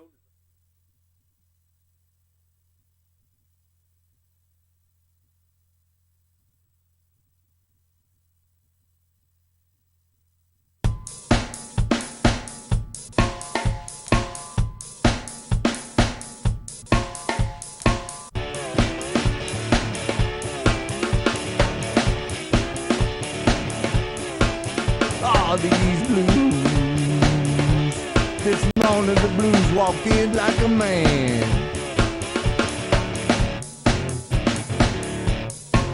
All these blues.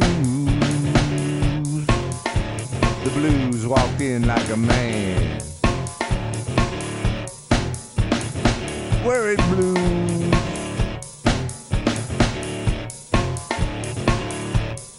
Give me your right hand.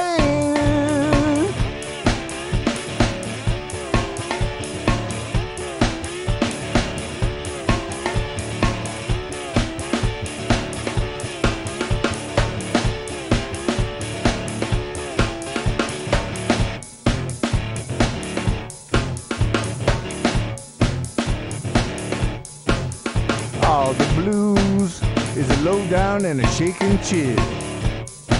Yes, preach it now. If you ain't never had 'em, I hope you never will.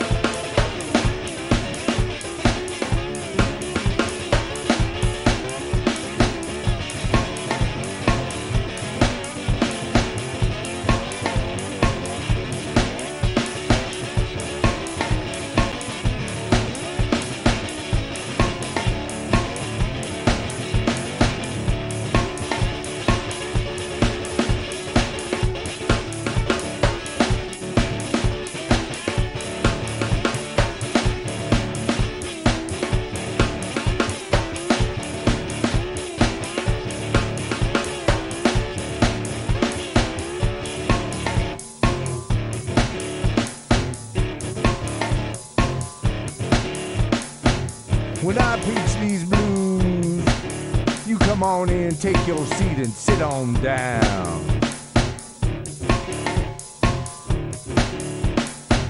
When I preach these blues, you come on in, take your seat and sit on down. And if the spirit moves you, if the spirit moves you, and if the spirit moves you, Lord, if the spirit moves you, jump straight up and down.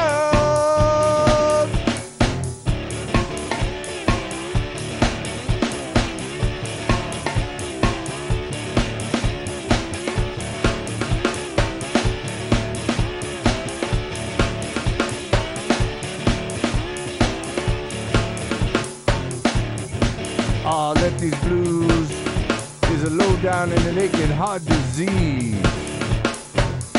Yeah, these blues is a low down and an aching old heart disease. Like consumption, killing me by degrees. I can study the rain, oh, I drive my blues away.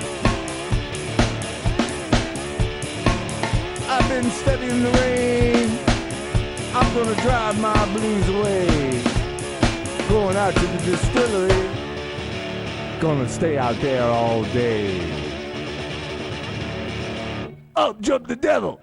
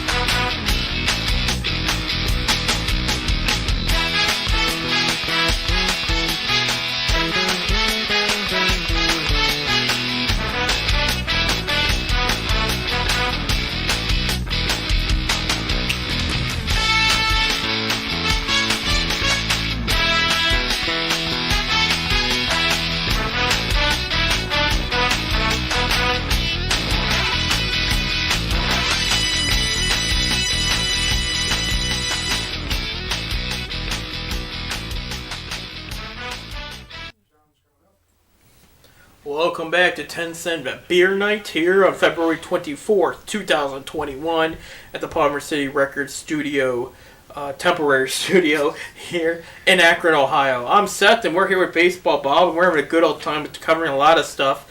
Looking forward to around the corner when NBA All-Star, NFL off-season, Major League Baseball spring training, March Madness. We got a lot. Finally, we have a lot to talk about. And the Indians Reds have their first spring training game here on Sunday.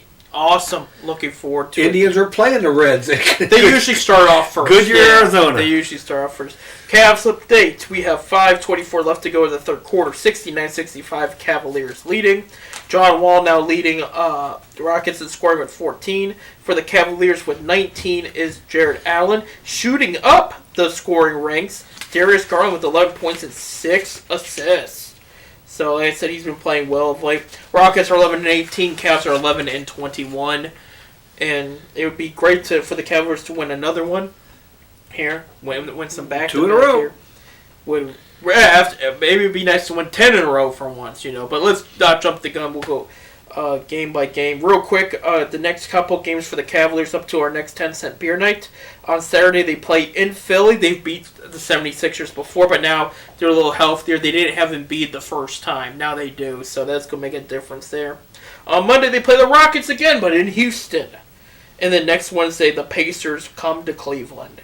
So that will be good. So there's some winnable games there, including tonight. So we'll see what happens here.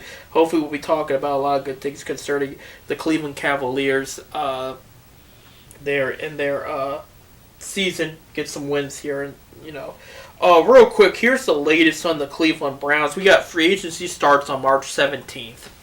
And players can sign before the 17th, that deal that they can meet. Now with the COVID-19 regulations, I don't know if they're doing face-to-face. I suspect because things are better, they'll let them. But some things are different now. The update on J.J. Watt that we've heard, because that's been the talk for a while since he's been cut. Cleveland Browns are still heavily in the mix. Okay, they've got they have the chance to be a Super Bowl threat. That's one. They have the money. That's two there. He's from a blue-collar area in Green Bay, so he's used to the weather and he's used to everything else. And he would love to play his brothers at least twice a year. Last year, the Browns played him 3 times and beat him back-to-back. You know that story. Browns are in the mix with the Buffalo Bills, the Arizona Cardinals, and the Tennessee Titans. Now, here's where do the Browns fall between these teams, all right? I think if you're talking about these teams, the biggest threat would be the Bills. They got some cap room. They also got a successful team. But then the question would be, does he think that offense has enough to score the points to support the defense? Again, though, the Bills' defense, they have all those key linebacker in free agency. They might want to spend the money there. We'll see. For the Cardinals, DeAndre Hopkins is recruiting him. They used to play together in Houston. Arizona has more holes in the defense than the Browns and some of the other teams do. So Watt's not going to be good. On top of that, Cardinals fell on their face near the end of the season. They were not a playoff team. But they might have the money to sign him. Okay. Then you got. So we got Bills, Cardinals. Who does? Oh, the Titans. Titans they've got some big contracts on their team. They've got some cap room, but the question is, does he want to go all in with someone like Tennessee? This is probably going to be debated for a while before he makes the move. The latest rumors, too, for the Cleveland Browns, they are, along with J.J. Watt, they are looking at some of the top pass rushers in the league. I want to quickly pull up here. I know they gotta boost that defense up. Right. Especially in like a linebacker position and stuff. I want to let me see if this is the one with the predictions. Yes. Okay. PFF. That is Pro Football Focus. Great website with statistic analytics and news and whatnot. They had their top 50 free agents and predictions where they'll go and whatnot. Great that they had the Browns grabbing a couple here. I wanted to read for you real quick a couple, and that this will get me to the pass rusher thing. I wasn't skipping what I was saying. They want to get some of the key pass rushers. I'm going to name them in a bit. One of them that's not on this list. Broncos are deciding what they want to do with Von Miller, the three-time defensive. No, actually, J.J. Watt's the three, but he's won Defensive Player of the Year before. If they decline his option, okay, Browns will be talking to him. Along with this is including J.J. Watt. They want a pass rusher, a top pass rusher, and then J.J. Watt. They have plans B, C, D, and E if they cannot grab Von Miller. Okay, a couple. I want to just read a couple. I'm not going to read all 50. But I want to read a couple of some of the free agents and whatnot. Number one is Dak Prescott. Okay, they're predicting he does re-sign with Dallas, 4 years, $158 million. If you're Dallas, you do it. He would have been MVP if he didn't get hurt this year. Over Aaron Rodgers, over Pat Mahomes, and you would have won more games. You need Dak Prescott. You pay him up. Okay, you saw that team without him. It was bad. It was really bad. Chris Godwin is number 2. They predict that the Buccaneers will use the franchise tag on him. He was a key wide receiver for Tom Brady. Right. Allen Robinson's number 3. They predict he will go to the Dolphins. 4 years, $84 million. I know he's kind of in the great player. He's not getting the receptions he's wanted in Chicago. Kenny Golladay is also a free agent, top receiver for Detroit. They are predicting that he gets the franchise tag there. Trent Williams, you remember him on Browns trade rumors last year. Did not go there. Browns decided to draft Jedrick Wills. Good move on both sides. He goes to 49ers, has a good year, but the Browns had a good year out of Wills. Williams is expected to return to San Francisco. All right, moving on, because I'm not going to mention everybody. They do have number 7, Anthony Harris, safety of the Vikings. They do predict... Oh, actually, no. They have him going to the football team. Because originally I bring it up... The football team. Originally, a lot of them have him going to the Browns because of his relationship with Kevin Stefanski. Stefanski, former safety, knows they need some defensive back help. However, they have Grant Delpit, they have Ronnie Harrison there. If healthy, that is a great duo. They might just draft a safety for depth instead of signing a big contract for safety. Browns looking like their focus is on D-line and pass rush. Rightfully so. Yeah, that's what they need. There you go. And like I said, I'd love to see J.J. Watt here on the other side of Myles Garrett. Right. I'm looking because they got a lot here. They got a lot. There's a good offensive line. Shaquille Barrett is also on the Browns list as far as pass rushers. They predict he will go to the Bucs. Again, this is if Von Miller does not sign with Cleveland. Again, his options hasn't been declined or accepted yet. Richard Sherman, it's been in rumors they have him going to the Bills. By the way, that's another rumor I want to share. It came out today. Marshawn Lattimore, he's from Cleveland. He played in Ohio State. He made a comment that I'm just trying to put Cleveland on the map. He did follow with another tweet that said, I just know people from Cleveland, I'm from there, okay? Because all the rumors started, oh, is he going to the Browns? Now, he's under contract, but the Saints are trying to dump some cap room. They're trying to trade some players, maybe get some extra draft picks, maybe move up in the draft, get their quarterback. Drew Brees is retired, no longer their quarterback. So the question is, there's been rumors the Browns may trade out of the first round. This is a great class, but there's some players they feel better taking later than sooner, instead of taking that risk. And it might be cheaper. So trade down, maybe grab another first rounder for next year, maybe another second round pick somewhere. I can see that happening. Could they trade a first round pick for that? And that would be a heck of a move right there. And they're looking at defense, and a lot of the defensive linemen and stuff like that, they go later. Right. If you get that extra pick later rounds, you might be able to get a better linebacker. Right. Because everybody's going after the quarterbacks, the offensive line, to guard their quarterback, the running backs. Those are usually the guys to go first. This is a we don't need that. We need defense. This is a deep NFL draft, mostly quarterback, wide receiver too. This is a great wide receiver class, and then defense all around. O-line, okay, there's some key players there. Running back, there's some key players there, but specifically the full defense, all D-back, linebacker, D-line. So as long as you hit, that's all that matters. There's a lot of great defense on here. So they do not have a team. I got to J.J. Watt. He's rated 20th on the list. They do not have a team projection, but they think 2 years, $25 million with 20 guarantee is what he's looking for. And the Browns do have it. They got the cap money. And 2 years, that's perfect. That's for a player his age and whatnot. Going on looking to see... No, Watt's what? How old is he? 32, 33? 31, 31? I knew he was in his early... Now, see, defensive linemen are still pretty relevant at that age. I know that's old in the NFL, but he had a solid season. But, again, he didn't have as much help around him. Where Myles Garrett, by himself, that's enough help on that. Myles Garrett's get double-teamed a lot. Well, now, if they bring J.J., there's no way you can double-team both of them. Right. There's going to be one of them's going to go get in there, and I'd love to see it. Carl Lawson of the Bengals is also rumored to be on the Browns list, 28th rated on the PFF board. They have Bengals bringing him back, but he could get tempted. He could.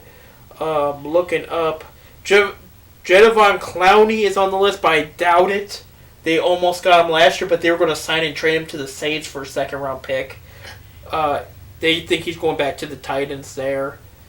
I'm looking... Because there's all kinds of great names on here. They got Cam Newton going to the Bengals. That's interesting. Because they do need some... backup. He's going to take a backup role somewhere. He's not going to start. Yeah, now you ain't going to start over Burrows. No, but you need a backup in case he gets hit again. I'm looking for here. Here's the other name I'm looking at. Yannick Ngakoue. Okay, I might say it wrong. He's with the Ravens now. They predict him going to the Giants. He's another target in case Von Miller doesn't sign here. Browns try to trade him from the Jaguars. He got traded from the Jaguars to the Vikings to the Ravens. He's a good player too, but Vikings were just like, look, this guy doesn't want to be here. They had some internal issues, so they traded him. He's not. I don't think he's a cancer, but he just didn't feel like he fit in there. They do have Marvin Jones Jr. signing with the Browns. That would be a heck of a pickup. He's a wide receiver, though. The other name on here I did not see is damn, I'm trying to remember his name, from the Steelers. We were just talking about him last week. Linebacker Bud Dupree. He's on the Browns list too. If they do not get Von Miller, so Browns are looking at what I think the Browns are trying here is I know they want to re-sign Terrence Mitchell. I think as far as linebacker and D-line go, they want to make 2 big moves. They want most of it, though, to be the draft. They want to start building in the draft, hitting on those picks, but they want some veteran leadership in there now that is going to help, especially on the defensive side. It's going to help them. Offensively, it's either going to be Rashard Higgins or it's going to be another veteran wide receiver for the 3rd wide receiver spot. Other than that, they're not going to get anybody for the, you might see some depth on offensive line at the draft. But other than that, they're not going to spend big money on the offense like that. It's going to be mainly just defense there. So we should have a pretty good show here at the free agency the show we're going to have with you and Chris. Right. And you'll also be talking a lot about the draft because that'll be coming up here in April. Well, and free agency sets up for the draft too. Yeah, right. Because you look at, and like I said. It's going to set up for draft. If you go out and get free agency guys, there's guys in the draft you don't need now. Right. Prime example, Colts made a trade for Carson Wentz. I think they gave up a little too much for him, but they got him, okay? Colts were favored as one of those teams that could they trade up to grab one of those quarterbacks? Write it off now. They got Carson Wentz. It's like Matthew Stafford's with the Rams, and now Jared Goff's with the Lions.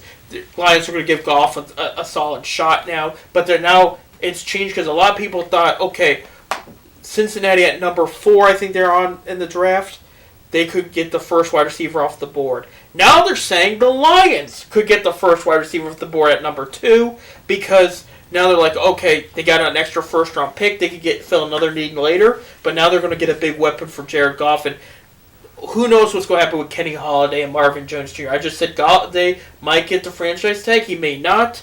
Marvin Jones Jr., could he be headed to Cleveland? Could he be headed to Baltimore? Could he be headed somewhere else? We don't know. The Jets. So it changes things up. So free agency is huge in that way because, again, like you said, they could fill a need and then they can write that off going into the draft, It basically, any mock draft predictions you see now with, of course, the obvious, I bring this up every week, but I'm bringing it up again. We all know who's going number 1. Okay. No doubt about it. No doubt. Lawrence, yeah. Most of them he's going with Urban Meyer. Right. At the end of March going into April, most of your mock drafts will be changing because they're like, okay, they got so-and-so, I didn't see that coming, so now they're going to do this instead.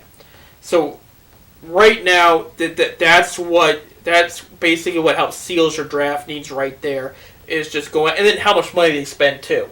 Because you're thinking, could they still trade for so-and-so? You know what I mean? Like, if you're the New England Patriots, if they go out and sign a couple key free agents for big money, are they going to go trade for Deshaun Watson? Probably not. Right. So that's a factor in it, too. And all kinds, and it's all fun if you're an NFL fan because you're like, oh, this is going to add up to another crazy season and whatnot. If you're in Chris's shoes as a Steelers fan, it's not going to be as fun. You're going to see a lot of guys go. I actually see Bud Dupree and Juju Smith-Schuster on the move. For my son-in-law's sake, I hope not. Because Bud Dupree just got a brand new helmet signed by him, No, that's what it's like. Did he just get, I made the comment last week, did he just get a Browns or Ravens autograph for Valentine's Day? We'll find out. Or Jets or something like that. But, we'll see. We'll see what happens. If you're a Browns fan, you're excited because now your team... we were talking about how the Cavs aren't a sexy pick for free agents. The Browns are a sexy pick for free agents. You got the Baker Mayfield spunk. You got the machine and Myles Garrett on defense. They went 12-6 total. They look as a Super Bowl threat. If you're a big-time free agent, you're looking for a team that is ready to win now. The Browns, and that you'll get paid, by the way. The money you want to see, the Browns is where it's at. So that's what we'll see. We'll see what happens with J.J. Watt. Anything happen. I mean, Browns have plenty to be in the lead about. But again, like I said, you have that threat with the Bills. And he could be like, oh, I want to play with DeAndre Hopkins again. We finished what we started. We didn't get in Houston. So it might be different there. Yeah, well, like I said, it should be a pretty good show coming up here in the middle of March when you guys talk about your... It'll be in a couple weeks. Yeah. It's our last show in February. Hard to believe, but I'm excited because I'm looking at the weather report the next couple of days. We're going to see 50s consistently. 50. We got hit. Last year we got spoiled in the winter. We didn't have much of a winter. We had 1-2 bad snow days, but you know, mild temperatures. We all the snow we got in the last couple days, going up till whatever. We're still under our snow total for this time of the year. Right. But we all got it at once. And it was freezing, so we got 50s today. We get to see that ice and that snow melt, and it's just showing to that next turn in our sports calendar there. 10:33 left in the fourth quarter, 84-76 Cavaliers leading. John Wall with 17 points, Eric Gordon with 15 points, 6 assists from P.J. Tucker, and Tate, not Wall. I was kind of surprised to see that. Jared Allen with 25 points, 13 rebounds, having another great game. Colin Sexton with 13 points. And then you got Darius Garland, 11 points, 7 assists. So things are starting to get better. Dylan Windler hits another 3, I think, but he has got 9 points now. So that's just 10. If they can hold on for another 10 minutes, game time, not real time. We have back-to-back victories for the Cavaliers, and that'll be great. Yeah, I mean, this is. I'm excited. We got baseballs coming back, like you said, this weekend. They have the first exhibition game. We got a lot of moves for football after an exciting season with the Browns. It's for once having an off season, not with a new coach, new GM, and looking for a quarterback. It's a great feeling. It's a feeling I'd love to have the rest of my life. Excuse me, just that feeling there. Hey, let's say something out here for a minute. Yeah, we do have a birthday today. We do. Whose birthday is it? Born in 1970, on this day, he's 50 years old now. Former Cleveland Browns quarterback Jeff Garcia. Jeff Garcia. Remember Jeff Garcia? I do. I was so excited when we talked about free agent moves. When I was a little kid, we got him. I thought that was the answer. I was so excited. I remember hearing it on the radio in the school bus. They said Jeff Garcia signs a 4-year deal. He comes to Cleveland. He meets a young lady that is a Playboy front cover of a magazine. I looked it up last night. From Avon Lake, Ohio, and I can't think of her name, but he's living out in San Diego now, and they have 3 kids. Yeah, that's good. But he also holds 2 records for passing and touchdown throws in the Canadian Football League. Yeah, he had a good career after the NFL. Yeah, so. And he played a little XFL, I think, too. No, I remember because as a distraction while the Browns weren't playing well, Terrell Owens, he went to the Eagles at that offseason because that whole San Francisco team split. And he in a Playboy article, Owens said he was surprised to see him with her, Garcia with her, because he thought Garcia was a homosexual. And he said there was stuff that happened in the locker room he wasn't going to repeat. I looked it up last night. Yeah. It was gorgeous. But, of course, it was a distraction. I was like, was that appropriate to say? Well, Terrell Owens was a just talker. Blah, blah, blah, blah, blah. You know what I mean? But she was from Avon Lake, Ohio. That's where they met. They met while he was in Cleveland. So, and I can't think of her name, but I looked it up last night, the front cover of the Playboy 1969 cover. Well, Jeff Garcia, one of the 29 quarterbacks before Baker Mayfield that started, and I remember that. Yeah, it just didn't pan out. He had a first good couple games, and then it fell apart. He got hurt, and then that was near the end of Butch Davis, and that was. And here's another one. I mean, I didn't know it. Born the same year I was born. Really? Eddie Murray. Great old Eddie Murray, Hall of Famer. Former Cleveland Indian for 1 year. 8-time All-Star, 3-time Gold Glove winner. Played in that 95 team, was a designated hitter. Yeah. There you go. And, of course, born in 1874 on this date was the Pittsburgh Pirate great Honus Wagner.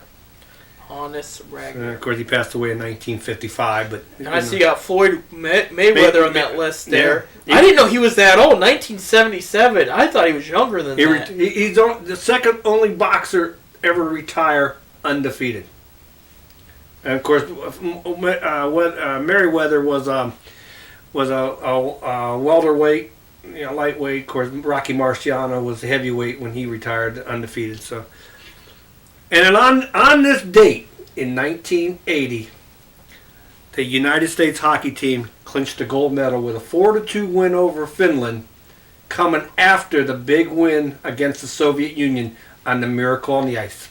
There you go. Now, I had a question. I found out something about that. Was that the whole Philadelphia Flyers team? It pretty much seemed like it. Yeah, because I found that because there was a movie in the works made about that team, and it was based on that. Yeah. And I was like, wait, I thought it was just a U.S. national team, and it was basically the Philadelphia Flyers. That was the first year, sort of like the Dream Teams, right? That the NHL went after, got some NHL players because. Let's face it, the Russian team was a pro team. Like it or not, they were a pro team. They was getting paid to play hockey. Right. You know, and so, of course, the NBA started getting the Dream Team where they end up bringing, I think LeBron James was even on the Olympic team, wasn't he? Yeah, a couple times. Yeah, he won a couple medals, yeah. Those are fun teams. Years ago, we would send teams, they were completely all amateurs against these teams that were getting paid to play. You know, they were amateurs because they wasn't in a pro league, but they were paid to train. You know, and so we started sending pros. I think we kind of cut back a little bit more. I think we still got pros on those teams, but they're not the big name pros anymore, and we just still get a lot of amateurs that go out for the Olympic team. Right. And then, of course, the next Summer Olympics, baseball comes back. So that's going to be interesting. That's in Tokyo, right? Yep. There you go. That's going to be and bowling. Bowling? Bowling's in the Olympics. Well, you know what sport I'm sport. And talk about bowling. This weekend is the Tournament of Champions. First time it was ever out of Akron, Ohio. Really? It's in Tampa, Florida this year. Why is that? Who knows? You know, who knows? I remember down the valley when the PBA offices were down in Weathervane down there. Their offices was down there, and they moved it to Seattle. You know, so there you go. Well, let's go bring up. Oh yeah, esports was in talks about the Olympics for a while. Now specifically, and I'm not talking about people sitting there playing Madden. It was specifically like Dance Dance Revolution and all these physical games. They were in serious talks, and there was a push to try to make it. I thought maybe in Tokyo, Japan, they would pull the trigger on it, but I don't think it's going to happen this time around. But you know, we got a national championship team at the University of Akron. Yeah, they won the NCAA tournament. Their rifle team's killing it too. Like that's another. They're qualifying this weekend. Are they? They're playing. Akron U's rated right now is 5th in the nation. Their rifle team is. They're going to the same regional with the number 2 West Virginia, and I think Kentucky's number 1. And they're in that same region. So like the top 10 teams in the country, 5 are in the same region. All the Midwest teams are good with the gun. So there you go. 6:52 left in the fourth quarter. Cavaliers are pulling away. 95-83 right now. Jared Allen, 25 points, 13 rebounds. Dylan Windler with another three-pointer. He's got 12 points total. So Jared Allen having a heck of a game. Rockets are having problems down low without DeMarcus Cousins there. 17 points for John Wall, 3 assists. So good. If they can hang on there 6 minutes, 52. And again, that's still a lot of time, though. But 12 points, build that lead, lock up that W. Let's go Cavs there. We only got a couple minutes left of the show today. Thank you guys for tuning in. Seriously. Yeah, but a lot of good stuff coming in. I want to mention, too, about the player that the Cleveland Indians brought in real quick. Somebody that was off of waivers from the Miami Marlins. Miami. They did pick up another option for center field, Harold Ramirez. He's one of the fastest players in the league rated. He's either like 1 or 2 with Billy Hamilton, who the Indians signed for minor league deals. So then we're talking center field here. So this is Indians are thinking speed, which they should because they lacked a lot of speed last year. I mean, the Shields didn't live up to par. They were kind of too slow. They missed Rajay Davis, who had a mix of the speed, could steal bases, good contact bat. So they're trying to kind of bring that in, become more of a stealing base team, especially with I'm not going to say lack of power yet, but some questionable power because you don't know what kind of year Franmil Reyes is going to have. Jose Ramirez. Well, you know, Ramirez reported to camp with a tender right ankle. Oh, he's always got ankle. You know. I know. I don't know. I just hope he didn't put on any more weight. And they were looking at him maybe even play some outfield to even play a couple spring training games. But right now, But right now he's going to be taking care of the ankle. So. Well, I do know Nolan Jones' name's been popped up again for the outfield. That's come up. They're saying Emmanuel Clace, the guy that was suspended for PEDs last year, he's coming at camp strong. He is favored to be for the closers role next to James Karinchak. So we'll see if that happens. And Clay, of course, he didn't pitch at all last year. Right. So he was suspended. So and that I know that may have.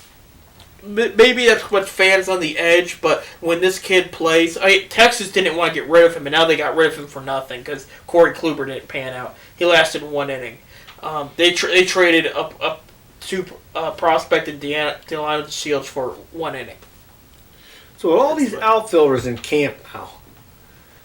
What do you think, Zimmer? I mean, you don't hear his name popping up much anymore. He's got an option, I think. They could put him in AAA, see how he's doing. It's just I think some of his injuries were serious enough where they're concerned. He did play healthy mostly last year, but remember he slumped bad. And same way with Mikado. Yeah. You know, I mean, Mikado still got the speed. He covers a lot of ground in the outfield. The bat did not come alive. Right. You know the Indians. They're pretty young in that area, and they like options, and they want to find a solution. They don't want to rely on one player and have it fall through and have no backup plan. They like backup plans. There's a chance this Ramirez kid might even be in AAA too, along with them. They like their options. They like to evaluate a lot of talent, and Francona can get the best out of them. So now, AAA will start on April the 6th. April the 6th. All the other farm teams, A, AA, Advance A, will start on March the 5th. So you're gonna March 5th. They're starting March the 5th. I mean, no, not March. April 5th. I was about to say April 5th. About to say this. They might have camp, but that's it there. Well, no, I mean, I'm sorry, not April 5th. April 14th. They'll start like 2 weeks after AAA starts. So there you go. So one last Cavs update. No, it's about the same. 98-85. I guess we're on a timeout. It hasn't updated yet. We have run out of time today, folks. Thank you guys for tuning in to 10 Cent Beer Night every Wednesday night here at PolymerCityRecords.com, 7:30 to 9:30 p.m. Eastern Time. The sports show in Northeast Ohio for Polymer City Records. We want to thank Bob, our director in the back there. He's done such a good job. He's been a loyal host. Great. If we can get the camera turned that way to see you, Bobby. No, he doesn't want to turn. So he's done.